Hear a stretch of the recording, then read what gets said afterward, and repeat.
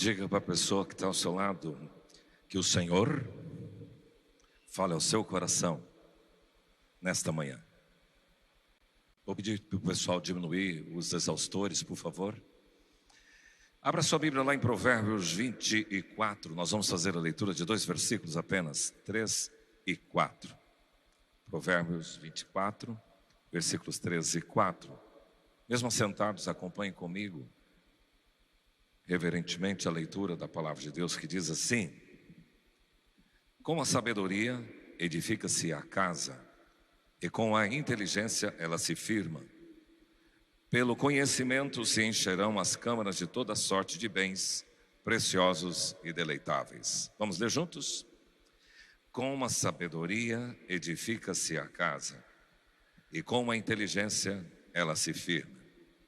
Pelo conhecimento se encherão as câmaras de toda sorte de bens preciosos e deleitáveis. Pai, nós agradecemos ao Senhor por podermos estar na Tua casa, buscar a Tua presença. Obrigado porque podemos nesta manhã já Te agradecer, adorar ao Senhor e saber que não tem uma fonte melhor e inesgotável como a Tua presença em nossa vida. Por isso estamos abertos à Tua palavra e ao Teu recado nesta manhã, que o Senhor nos use para proclamar a Tua palavra com autoridade, e nós pedimos assim, no nome de Jesus. Amém. Você já parou para pensar como é que estava o mundo na época de Noé? Porque nós conhecemos a história da arca, e que esse velhinho Noé, ele foi levantado por Deus porque o Senhor viu na terra um homem justo, íntegro, como ele, e disse: faça um projeto, execute o projeto que eu vou te dar. O contexto era o seguinte: uma maldade incrível na terra, também corrupção, violência, muita imoralidade, uma decadência altíssima. E sendo que passaram-se apenas 10 gerações depois de Adão, muito pouco tempo para tanta deterioração, mas assim estava o mundo, e o Senhor resolveu dar cabo. E aí Ele toma esse homem para incumbir-lhe de um projeto: faça uma arca, e você vai entrar nesta arca com a sua família, e depois com um casal de animais, de répteis e gado. E ele fez. Agora eu queria imaginar no coração de Noé chegar para os seus meninos, para os seus filhos, e dizer: olha, Deus me deu um projeto assim para nossa família, para nossa casa. Nós vamos ter que construir uma arca, e vai vir um dilúvio, e vocês deverão estar comigo. E olhando para aquele cenário, talvez a desconfiança deles: mas pai, é meio estranho esse projeto. Mas ele conseguiu trabalhar isso na cabeça daqueles moços, e eles com certeza ajudaram. E até que chegou 40 dias de chuva, eles entraram na arca. Noé, Sem, Cão e Jafé. Noé, a esposa, Sem, Cão e Jafé e suas respectivas esposas. E por 40 dias, chuva torrencial. A gente já sofre um pouquinho quando vem uma chuva muito forte nos nossos ambientes aqui. A gente sofre bastante. Você imagina, 40 dias sem parar a chuva, e depois por 150 dias essa água foi decantando, escorrendo. E o que eu queria chamar a atenção é que havia um projeto. Deus escolheu uma pessoa, e ele tinha que trabalhar isso com a sua família, e todos eles foram engajados nesse projeto e conseguiram sair são e ilesos do dilúvio, ficando então Noé, seus 3 filhos e as esposas. E eles saem da arca, erguem um altar, fazem uma aliança com o Senhor, e o Senhor estabelece um sinal no céu, que de vez em quando vocês o veem, que é o arco-íris, dizendo: eu não vou mais destruir a terra com água. Muito bem. Parece que as coisas são cíclicas, né? Aconteceu na época de Sodoma e Gomorra, em outros momentos históricos, e novamente se repete na sociedade moderna. O Júnior, ele fez uma adoção do bebê reborn, e ele vai trazer para mim. Tá moderno, Júnior. Eu queria falar um pouquinho sobre as ameaças da modernidade. Isso aqui é um brinquedinho da nossa netinha, da Liz, e tá muito estranho o mundo. Como está difícil viver e ensinar o projeto de Deus numa sociedade tão decadente. E quais são as ameaças para a família moderna? Nas últimas semanas, o assunto do bebê reborn tomou conta das mídias, das redes sociais. E claro que ele é mais bonitinho que esse aqui, mais bem feitinho. Mas dá para elucidar o que eu quero dizer, porque o mundo para mim não está normal, né? Eu levar meu bebê de plástico e de borracha para um posto de saúde, SUS, para fazer consulta. O bebê sendo tratado como gente, e se tem problemas de separação, a guarda compartilhada, problemas da justiça por causa de um bebê de borracha. E também vi agora escolas para bebê reborn. Eu achei legal, porque não deve ter trabalho nenhum. Eu queria trabalhar nessa escola de bebê reborn. Eles não choram, não faz xixi, não faz cocô. E a sociedade está estranha. E sem pensar nos pais e mães de pet. Porque eu gosto de animal, sim. Eu já tive um cachorrinho por 18 anos, o Bidu. Ele demorou para morrer. E ele era crente. Uma vez ele foi levado na igreja, lá na sede, e ele cantou junto com o quarteto Atos. Quem lembra dessa época? Alguém aqui lembra? Ele cantou junto do quarteto. Do cachorro vira-lata, e na hora de fazer o au, ele latiu. Ele era crente. Mas, cara, o cachorro tem o seu devido lugar. E aí é estranho você ver até, eu acho que a imagem, não sei se pega bem aquela imagem, dá para apagar um pouquinho a luz aqui só para o pessoal ver. Mas ali tem o cachorrinho sendo tratado como gente, como pessoa. E isso traz algumas coisas complicadinhas para a gente perceber que desfile de animais no shopping, carrinhos de bebê andando para lá e para cá. No avião, nós estávamos indo para Manaus, um cachorrinho dentro, começou a latir dentro do voo. Está esquisito.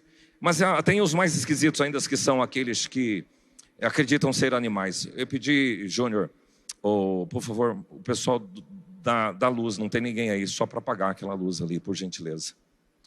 Os animais Therians, gente que se acha cachorro. Esses dias eu vi uma pessoa rastejando, e o que tipo de animal que ele é, um réptil, é muito estranho. Então você percebe uma sociedade muito deformada, uma cidade muito bagunçada.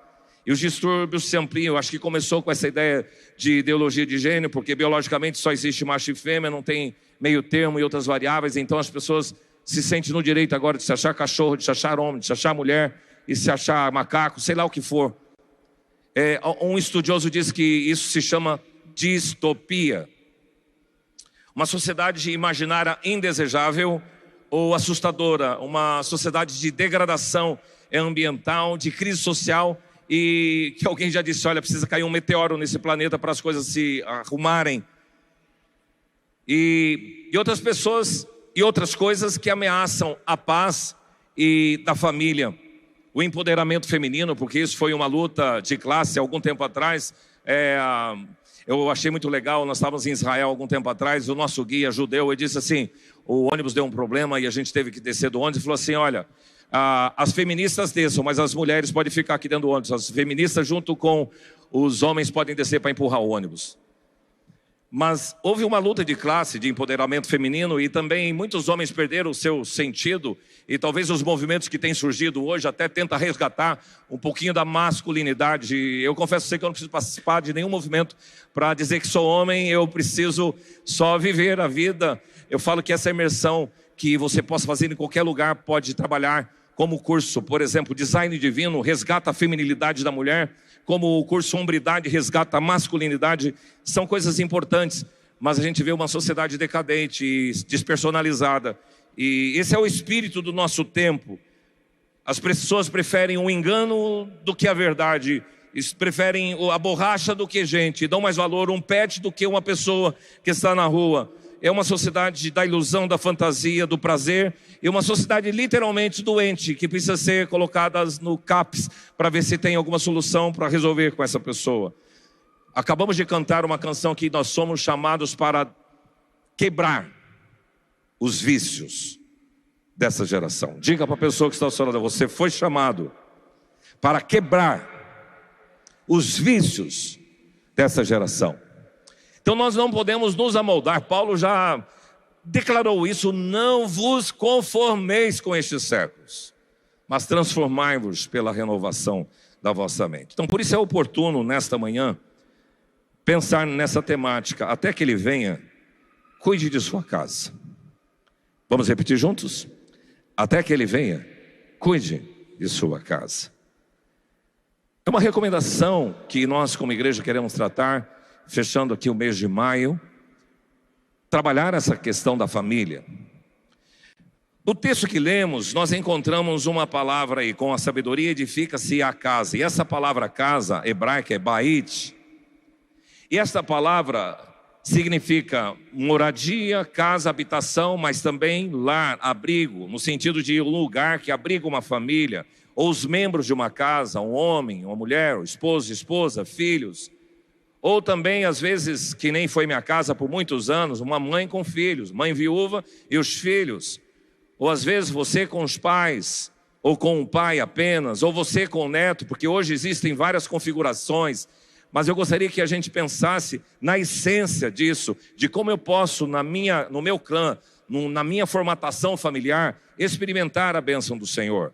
E essa palavra bait, ela aparece na situação de Noé, porque lá diz assim: disse o Senhor a Noé, entra na arca, tu e toda a tua casa, tua bait.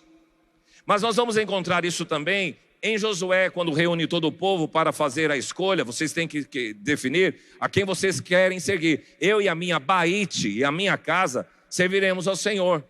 É a mesma palavra também que Davi usa, não está assim com Deus a minha casa.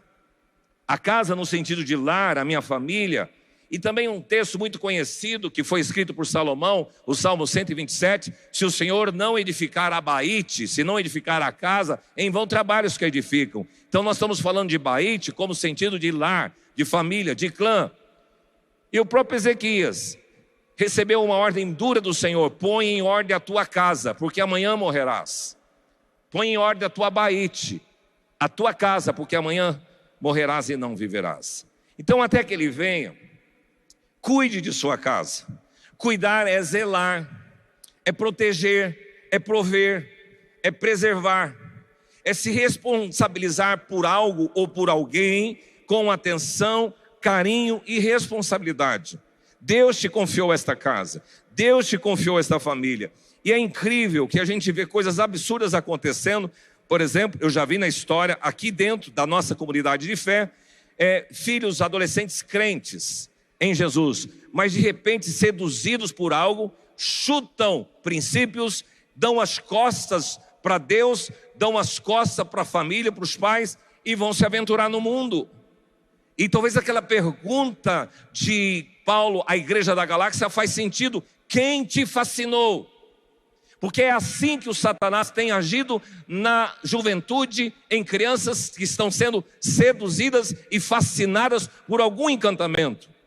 Então o cuidado ele é necessário, vai além do fazer, envolve intenção, envolve sensibilidade sua, envolve compromisso seu de zelar por esta casa, por esta família.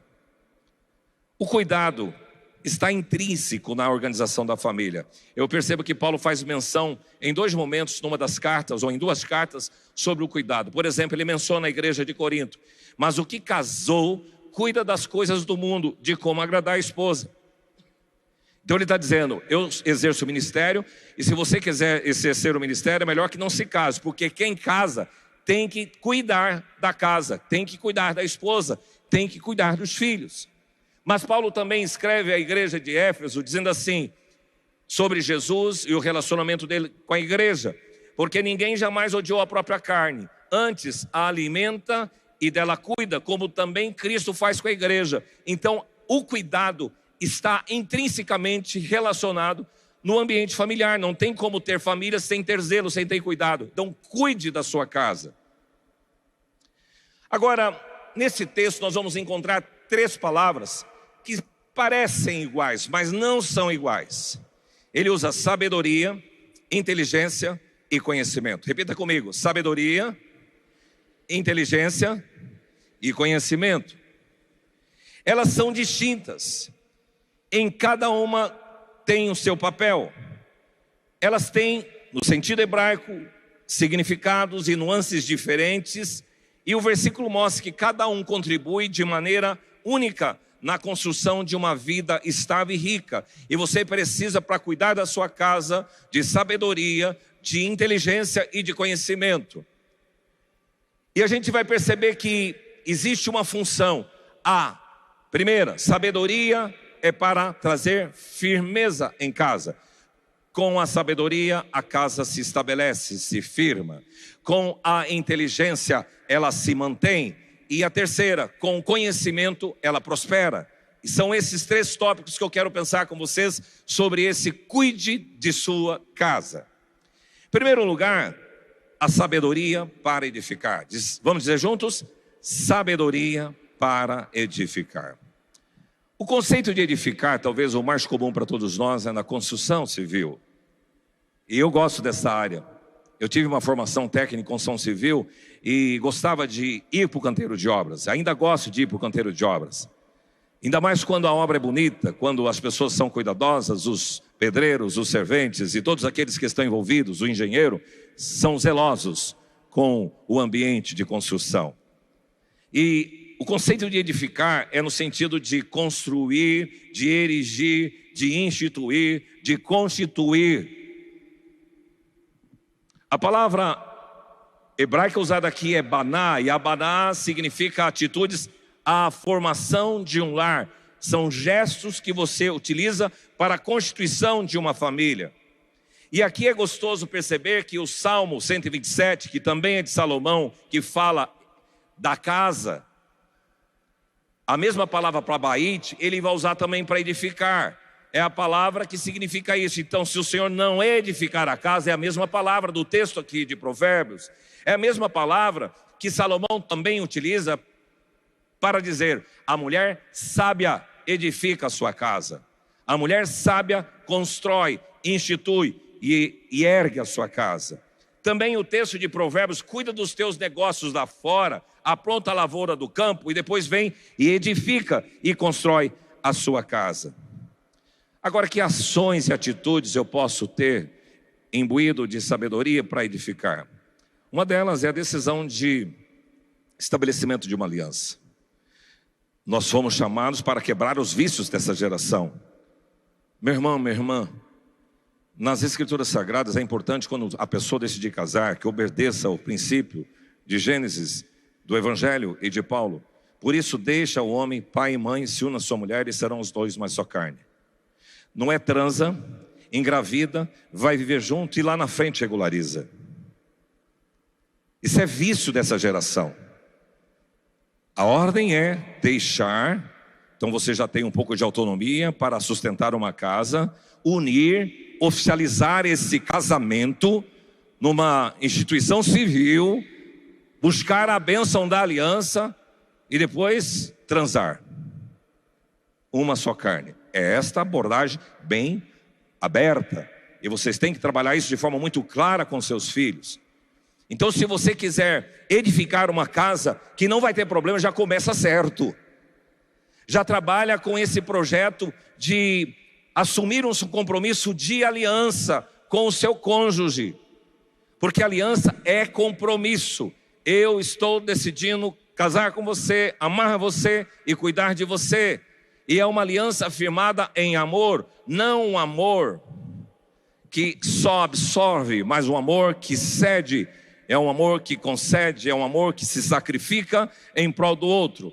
Porque eu tenho certeza, os seus sentimentos, em alguns momentos, daqueles que são casados aqui, era de tripudiar, de arrebentar o seu cônjuge, o seu marido, a sua esposa. Mas por causa do amor que foi derramado em seu coração, você diz: não é esse caminho. Então você lida com esses sentimentos interiores. Então a ideia de edificar é ir pelo trâmite certo. Além disso, é uma decisão de dizer sim todos os dias para o seu cônjuge. Porque aqueles que passaram por esse procedimento, por esse rito, foram no casamento. É de sua livre e espontânea vontade receber este homem como seu marido? Sim. É de sua livre e espontânea vontade receber essa mulher como sua esposa? Sim. A partir dali, todos os dias, o casamento é dizer sim. Isso é edificar. E a decisão de um cuidado mútuo. É muito bonito isso, quando o casal idoso cuida um do outro, acompanha um do outro. Eu já vi casos assim, de casais de muito tempo, longevos no casamento, e quando um partiu para o Senhor, o outro foi logo em seguida. Agora, Então a edificação tem que ter decisões sérias de compromisso, de aliança, de definir a sua situação diante do Senhor. Agora, a sabedoria onde que entra? A palavra sabedoria tem a ver com perspicácia, prudência e habilidade. Envolve aquele discernimento e o bom senso e uma perspectiva prática da palavra de Deus. Na prática, a sabedoria para o casamento mostra o que fazer e quando fazer. Ela lança os alicerces certos do seu casamento. Por isso que a mulher sábia edifica a sua casa, mas a insensata com as suas próprias mãos a ruína. Eu estava dando uma olhadinha, porque a falta de sabedoria leva você a perder a sua casa, o seu lar. A falta de sabedoria, que é a insensatez, a loucura, a burrice, a estultícia, destrói uma família. Quando a gente lida, nós pastores, com situações de casais em conflito, que enveredam pelo caminho do divórcio, é muito triste. Vocês não sabem as consequências que vêm, porque talvez é uma decisão simples, agora você vai para o seu canto, eu vou para o meu canto. Às vezes tem crianças ali no meio, tem uma história, tem um monte de coisas, um monte de contornos, e que trazem rombos na alma terríveis. O dano que trazem para si mesmo, especialmente para os filhos, a palavra derriba significa demolir. A insensatez demole um casamento, a insensatez destrói, derrota uma pessoa. A insensatez, ela lança no chão, literalmente, uma família. Ela estraga, ela arrasa. É essa palavra usada aqui, com as suas próprias mãos, a derriba. Agora, interessante que, falando em sabedoria para o casamento, não tem como lembrar, ou não tem como trazer à memória a mulher virtuosa de Provérbios 31. Porque lá diz assim, fala com sabedoria, a instrução da bondade está na sua língua. Então a sabedoria está atrelada com a edificação. Não dá para edificar sem ter sabedoria. Você vai perceber no texto que dá para ser aplicado não só para a mulher virtuosa, mas para o marido virtuoso, para a mulher e esposa virtuosa. Sabe agir, sabe administrar, tudo sabedoria. Sabe empreender, uma pessoa trabalhadora, é isso que descreve lá em Provérbios 31. É uma pessoa dedicada, prendada, econômica, versátil, temente a Deus, pontual, corajosa, forte, resistente, resiliente. É alguém que cuida dos seus. É tudo isso que você encontra num cônjuge sensato, sábio. É alguém que tem a confiança do outro cônjuge, do seu cônjuge. Serve para um cônjuge, serve como um solteiro, como um viúvo. Uma pessoa sensata só constrói. A pessoa tola só destrói. É esta a ideia que trago aqui. E aqui eu não tenho como deixar de lembrar da avó Elce. Minha avó Elce faleceu há quase 35 anos atrás, ou 36 anos atrás. E eu recordo que meu avô era muito sistemático, mas ela conseguia harmonizar toda a sua casa pela sua postura. Eu via a sensatez, a sabedoria na dona Elce, que tinha 3 filhos especiais. Eu vejo os pais aí que têm filhos especiais com um que dá muito trabalho. Minha avó tinha 13, eu lidei com o Vado, com a Nega e com Dori. Eu conheci e sei o que é viver isso numa família que tem crianças, e já não eram crianças, eram adultos, e até hoje a Neguinha subsiste, ela está viva. A Neguinha até hoje dá trabalho, mas a avó sabia harmonizar com a sabedoria e com a sensatez. Não tem como você edificar sem usar a sabedoria. Lá no Amazonas eu conheci esta árvore que está apoiando esse estrado aí, chama assacu. Essa madeira, alguém com a sua sabedoria descobriu que ela flutua, e todos os flutuantes lá da região amazônica, elas estão sobre essa madeira, assacu. E é interessante, por exemplo, aqui nós estamos com o nosso barco num flutuante. Nesse flutuante tem ali um galpão, uma casa, uma grande sala, onde as pessoas vêm. Aqui de trás tem uma casa bonita da dona Júlia.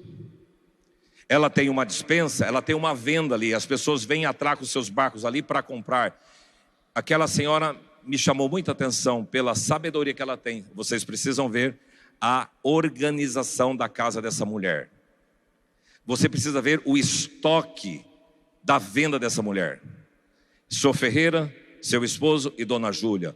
Eles têm galinha em cima desse flutuante, eles têm horta em cima desse flutuante, eles plantam mamão em cima desse flutuante. Com a sabedoria se edifica a casa, se constrói, se ergue. Nós estamos com a nossa equipe aqui em cima desse flutuante. Você vê que aí já desceu um pouquinho de água, porque nós estávamos pesadinhos em cima desse flutuante.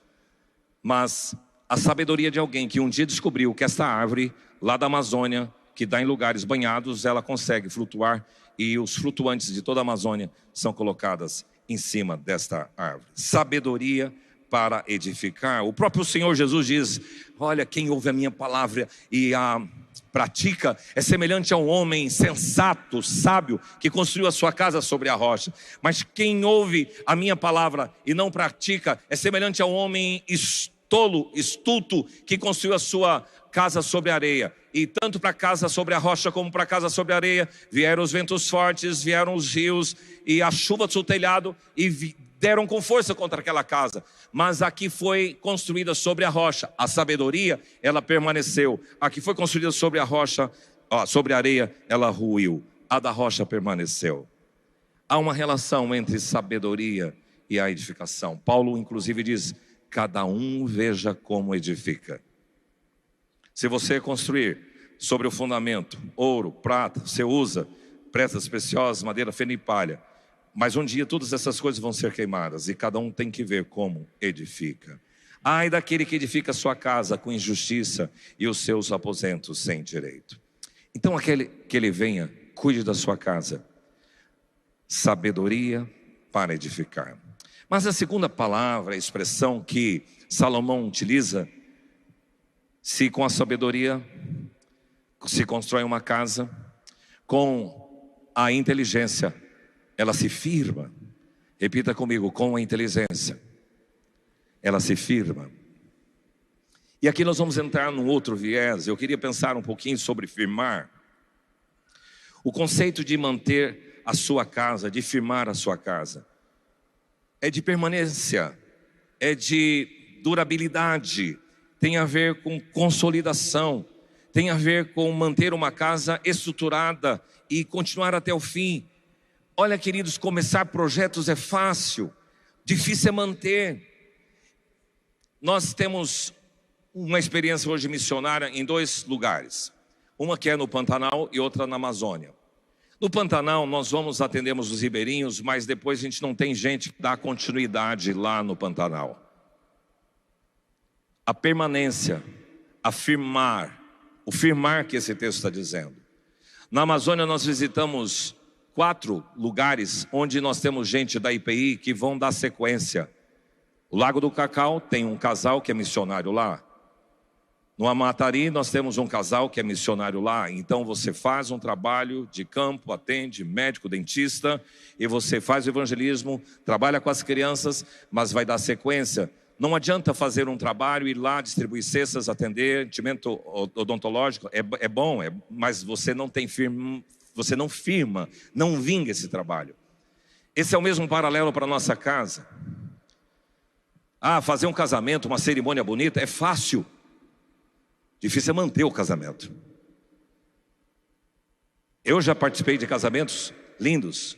Uma vez eu participei de um casamento com espadas. O casal entrou, foi muito bonito, toda pompa, festa linda, de arromba. Durou 3 meses o casamento. Fazer um casamento é fácil, mas você precisa de inteligência para firmar o seu casamento. Começar projetos é fácil, difícil é manter, permanecer, concluir e terminar. É só lembrar das coisas que você já começou e não terminou, que você não deu sequência. E alguém já disse que o importante não é como você começa, mas como você termina. Especialmente porque você pode começar bem e terminar bem, mas você pode começar bem e terminar mal. Mas também você pode começar mal e terminar mal, e você pode começar mal e terminar bem. Então o importante é como você vai terminar a sua carreira, a sua família, os seus projetos. Na sociedade moderna é muito comum encontrarmos pessoas que não começaram bem no casamento, mas um dia encontraram o Senhor Jesus e regularizar tudo, regularizar o civil, vão participar do casamento coletivo. Olha, eu quero ter a bênção do Senhor, minha vida antes era sem Deus, agora não. Agora quero andar tudo na linha, tudo certinho. são despertados pela palavra, corrigem no meio do processo, no meio do caminho, e Deus abençoa. Agora, quantos ainda persistem em continuar desalinhados? Não corrigem a rota, sem um compromisso formal, sem oficializar a aliança e sem acordos e combinações, sem falar nos casamentos que começaram e já terminaram, ou estão em vias de terminar. É muito doloroso para os pastores lidar com situações assim, porque você fala pela palavra e às vezes as decisões são tão firmes e normalmente seduzidos por uma influência emocional, um despertamento por uma outra pessoa, uma terceira pessoa, e na hora ali nunca isso vem à tona, mas logo em seguida essas coisas afloram. Onde é que está até que a morte nos separe na Bíblia? Eu gostei dessa imagem ali porque vocês estão percebendo, é de proposital, é um casal de idosos. A ideia é de que até que a morte separe, está implícita, deixa o homem pai e mãe, se o nossa mulher serão os dois uma só carne, a de eterno, até que a morte nos leve.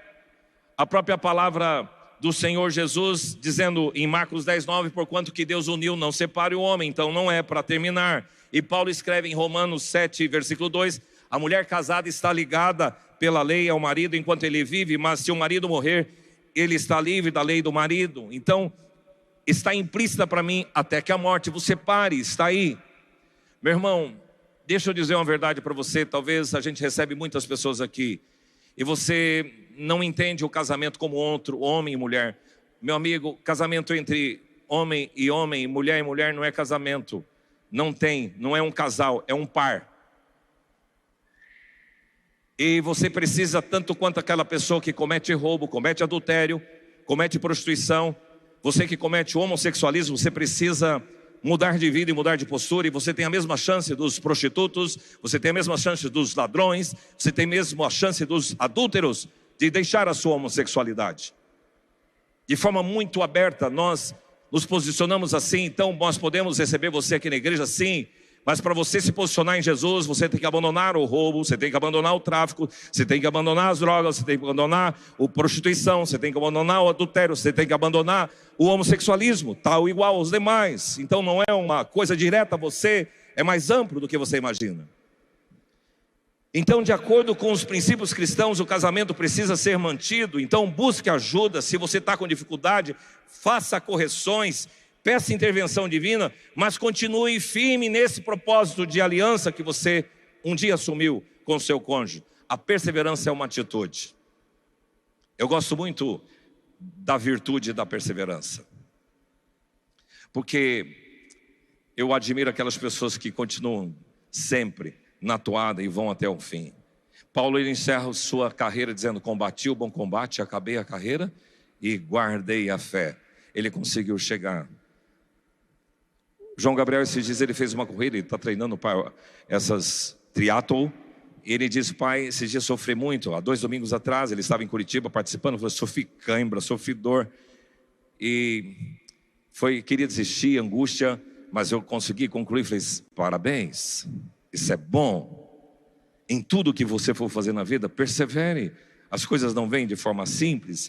Não desista, não retroceda, não abandone o marido, não abandone a esposa, não abandone os filhos, não saia do caminho. Você tem que ter inteligência para manter. A inteligência tem a ver com o entendimento, com a compreensão, com a percepção, e é a capacidade de estruturar, de organizar, de harmonizar a sua casa. É mais do que saber algo, é entender como as partes se conectam. E é uma maestria você fazer isso, usar a sua inteligência. Porque a inteligência, ela estrutura as coisas. Ela vai sustentar, ela vai firmar a sua casa. Ela vai consolidar aquilo que a sabedoria iniciou. Os sinônimos de inteligência têm a ver com prudência, entendimento e discernimento. Agora, o oposto de inteligência é ignorância, estultícia, insensatez, tolice, burrice, estupidez. É com inteligência que você vai conseguir acessar o coração do seu filho. Porque alguns pais, eu fui criado assim e querem implantar de uma forma rígida e você vai espanar. Eu sempre digo assim, que o amor tem 2 lados, o firme e o suave. Se você for muito firme, você espana o seu filho. Se você for muito suave com seu filho, você o estraga. Então você tem que equilibrar a firmeza com a suavidade, o beijo com a cinta ou com a varinha para educá-lo. Isso é sabedoria e a inteligência que Deus vai dar para que você mantenha o seu filho. A inteligência ela é importante para você acessar o coração dele, porque não é fácil. Esses dias eu tratava de um casal, um pai, diz: o meu filho saiu de casa, foi uma surpresa para nós.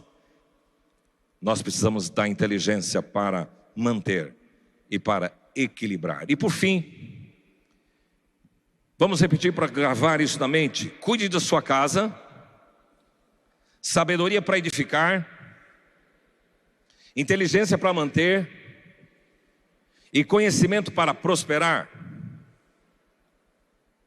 O versículo 4 do texto de Provérbios 24 diz: pelo conhecimento se encherão as câmaras de toda sorte de bens preciosos e deleitáveis. Qual é o conceito de prosperar? A igreja de Jesus foi balançada aí com uma teologia da prosperidade, em que as pessoas diziam irresponsavelmente: você é filho do rei, você tem direito a andar com o melhor carro que existe na sociedade, você é filho do rei, você pode reivindicar de Deus porque você é filho do rei, e você pode fazer isso por aquilo. Não é essa prosperidade que nós vamos falar aqui. A prosperidade que é mencionada aqui, quando fala se encherão as câmaras, nós vamos dizer assim: estar pleno, completo, terminado, concluído. Você tem o suficiente, é o basta. O que você precisa, o basta para você, Deus dá. Isso é prosperar. Tem a ver com a plenitude, com a abundância, até mais. Eu gosto muito de pensar no Salmo 37, 4, que diz: agrada-te do Senhor e Ele satisfará os o quê? Desejos. Diga comigo, desejos. Não diz ali Ele vai satisfazer as suas necessidades. A Bíblia diz que Ele vai satisfazer as necessidades, mas para aquele filho que agrada a Deus, Deus vai dar além. Ele vai satisfazer alguns caprichos, alguns desejos do seu coração. Isso é prosperar. Mas não é aleatório. Para aqueles que agradam a Deus, Deus vai dar coisas que você: puxa, eu nunca mereci isso. Deus tem dado para a minha vida muito mais do que nós merecemos. Nós não merecemos nada literalmente, mas temos, e eu entendo isso como prosperidade. As câmaras têm a ver com o interior, com a despensa, com o depósito, com o armazém, com o estoque que você tem lá na sua casa. Que privilégio ter água encanada, que privilégio abrir a torneira e lavar sua louça, você não precisa ir lá no córrego. Que privilégio ter uma máquina de lavar, que privilégio ter um chuveiro quente para o dia frio, que privilégio você ter uma mesa onde você pode ligar e esquentar a sua comida, que privilégio ter o que comer, beber e vestir. Isso é prosperar. Tudo abastecido, toda sorte de bens preciosos e deletáveis. Quando a gente vê aqui, a ideia é de abundância, de valor alto, a ideia de bens preciosos, de coisas estimadas, de coisas valiosas, deleitáveis, coisas agradáveis que me trazem prazer. Talvez é tomar um sorvete de açaí com cupuaçu, ou alguma coisa que você esperaria na sua vida ter o privilégio. Esses dias atrás eu li num artigo de pessoas que estão indo para alguns lugares tomar um banho de estrela. O que é banho de estrela? Pessoas que gostam de contemplar o céu, e elas vão para um lugar onde o céu é muito lindo, tipo o Chile, deserto de Atacama, e lá tem os iglus, e você entra debaixo do iglu e fica com aquele panorama em cima do seu teto, e vendo todas as estrelas. Isso é banho de estrela. Talvez seja um desejo, e Deus pode satisfazer isso, se você assim o desejar. Quais são os desejos do teu coração? Aqui a prosperidade anda conjugada com alguns valores. Eu queria destacar alguns. Você quer ser próspero? Primeiro valor que é conjugado com a prosperidade: a boa gestão. A pessoa próspera, ela faz bem a gestão dos recursos que Deus lhes confiou. Os pães e peixes são multiplicados, depois ele não desperdiça. Boa gestão não é deixar prato cheio e jogar fora a comida. Isso não é boa gestão. Boa gestão é cuidar do ambiente. Boa gestão é cuidar daquilo que está confiado a você. É deixar a sua casa bonita. Eu visitei É muito engraçado isso, num lugar chamado lá São Pedro do Lázaro, São Pedro de Iracema, região ribeirinha do rio Amazonas, várias casas com vários urubus nos quintais. Mas eu visitei uma casa de uma pessoa, estava tocando louvor, toda gramada, toda cheia de flores. A mulher estava cuidando do jardim e o marido estava roçando. Boa gestão traz prosperidade. Segundo valor relacionado com a prosperidade, a generosidade. Deus prospera quem é generoso. Quanto mais dá, você recebe. Por isso que dai e dar-se-vos-á. Boa medida, recaudada, sacudida, transbordante, generosamente vos darão, porque com a medida que tiverdes medida, vos medirão também. Pedi e dar-se-vos-á. E aqui a ideia é: dai e você receberá. A generosidade, ela anda atrelada com a prosperidade. Terceira coisa, a obediência também anda atrelada com a prosperidade. A pessoa obediente prospera. É por isso que o texto de Deuteronômio 28, todos aqueles que obedecerem, todas estas bênçãos vos alcançarão. A obediência atrai bênção sobre a sua vida. Meu irmão, você quer ser mais abençoado? Obedeça. Filhos, vocês querem ser abençoados? Obedeça os seus pais. Qualquer um de nós quer ser abençoado? Obedeça. E um quarto valor que faz você prosperar, você gosta ou não gosta, é dízimos e ofertas. As pessoas dizimistas, Deus a faz prosperar. Por isso que honra o Senhor com os teus bens e com as primícias de toda a tua renda, e se encherão fartamente os teus celeiros e transbordarão de vinho os teus lagares. Malaquias diz: façam prova de mim, trazei os dízimos à casa do tesouro, para que haja mantimento na minha casa, e provai-me nisso, o Senhor dos exércitos, se eu não vos abrir as janelas do céu e derramar sobre vós bênção sem medida. O princípio da mordomia, do dizimista, talvez a sua vida hoje não prospera. Você está esperando ter para dar, você precisa dar para ter. Você precisa aprender que o princípio da prosperidade é isso. Eu estou atrasado, não dou dízimo, não faço. Começa hoje, para trás, Senhor, não consigo, mas a partir de hoje, e você vai ver diferença na sua vida, meu irmão. Eu sou dizimista desde os 12 anos de idade, quando eu era vendedor de limão na feira. E Deus tem provado a sua fidelidade. Agora, a necessidade de conhecimento para prosperar. A informação que você adquiriu, seja por estudo, por experiência, por observação, o conteúdo que você absorve, isso vai fazer prosperar. O conhecimento é fundamental para que a prosperidade aconteça em sua vida. Pelo conhecimento se encherão. É o Senhor quem dá conhecimento. Existe aqui uma coisa curiosa no sistema de competência do movimento corporativo. Você precisa tomar chá. Chá significa conhecimento, habilidade, atitude. O conhecimento é saber o que fazer. A habilidade é saber como fazer. E a atitude é querer fazer. Aqui está o tripé da competência de qualquer pessoa. Tem gente que sabe o que fazer, sabe como fazer, mas não quer fazer. E a vontade entra. Então, o conhecimento vai ajudar você na prosperidade, quanto mais amplitude. Eu fiz um curso técnico de construção civil, falei, para que eu vou fazer isso? E como foi útil para a minha vida conhecer um pouco de construção civil. Conhecimento para prosperar. Ferramentas para melhorar o seu conhecimento: leitura, cursos, seminário, congressos. Esses dias atrás eu vi uma irmã que mora numa chácara. Eu estou fazendo um curso lá no sindicato rural para aprender a fazer algumas coisas, algumas compotas. É isso aí. O conhecimento prospera. Com certeza, se ela pegar, tem muita acerola na rua, muita goiaba perdendo, e você vai fazer compota, e você vai prosperar, você vai ter um doce para entregar para alguém. Pesquisa, leitura, estudos, utilizar a tecnologia, a inteligência artificial, que agora está à nossa disposição. Cursos, Crown, aprender a cuidar das finanças, design divino, feminilidade, hombridade, homem. Você que vai casar, se preparar para o casamento, One. 30 pessoas dessa igreja participaram de um curso de capelania esses dias lá na Câmara de Vereadores. Nós participamos de um curso oferecido pelo seminário da Flórida. Nós temos hoje um reconhecimento internacional, mas não é esse o problema. A questão é que o curso falava sobre capelania empresarial, capelania hospitalar, capelania ambiental, capelania esportiva, capelania social. Queridos, nós precisamos ampliar os horizontes, e quando você tem conhecimento, você prospera. E você fica naquela coisinha medíocre, não quer conhecer, não quer entender, não quer fazer. Cuide de sua casa. Repita comigo: sabedoria para edificar, inteligência para manter, conhecimento para prosperar.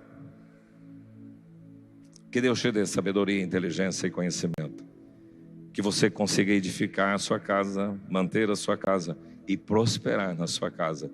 A Bíblia é boa para oferecer tantos recursos. Você foi chamado para quebrar os vícios dessa geração, e Jesus é convidado para estar dentro desse ambiente conjugal, paterno, materno. Esta canção que nós vamos ouvir agora lembra um pouquinho de Noé. Como foi difícil para ele ensinar seus filhos sobre a sua família, mas eles passaram ilesos na arca. Que você também com a sua casa possa ser preservado pelo Senhor.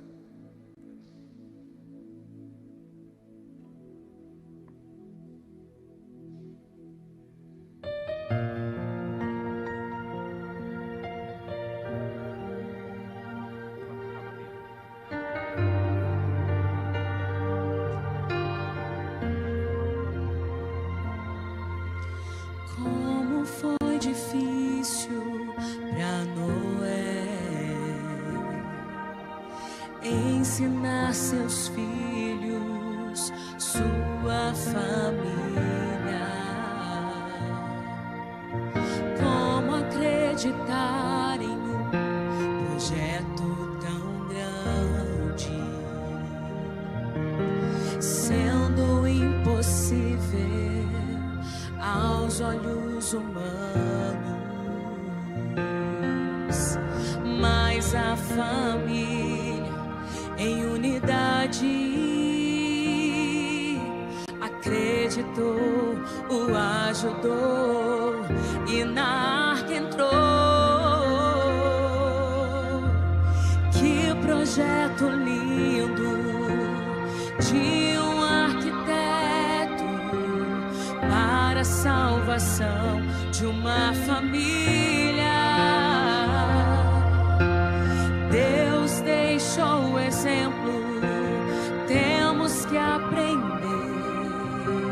que nossa família precisa obedecer com amor e perdão, com a fé e a oração, um bom testemunho para mudar a geração.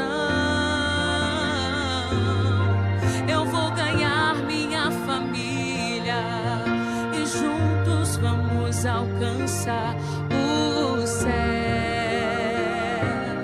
o céu.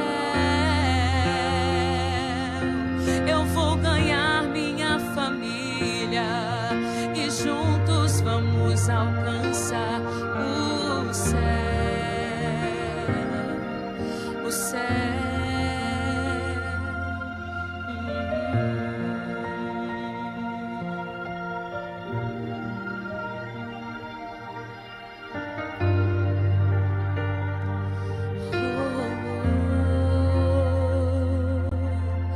Que projeto lindo de um arquiteto para a salvação de uma família. Deus deixou o exemplo, temos que aprender que nossa família precisa obedecer com amor e perdão, com a fé e a oração, um bom testemunho para mudar a geração. Eu vou ganhar minha família e juntos vamos alcançar o céu, o céu. Eu vou ganhar minha família vamos alcançar o céu, o céu. Eu vou ganhar minha família e juntos vamos alcançar o céu, o céu, o céu.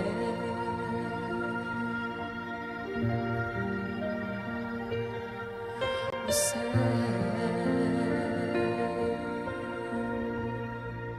Amém. Obrigado, Daisy. Quero convidar você a se colocar em pé. Se você estiver com a sua família aí junto, é um tempo para a gente orar pelas famílias.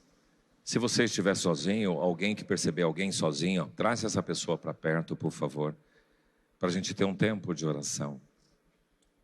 Nós clamamos pelas nossas famílias. Fomos chamados para quebrar os vícios dessa geração. Dá para brincar de casinha sim, mas é boneca, não é gente, fica aí. Nós precisamos resgatar os valores das Escrituras.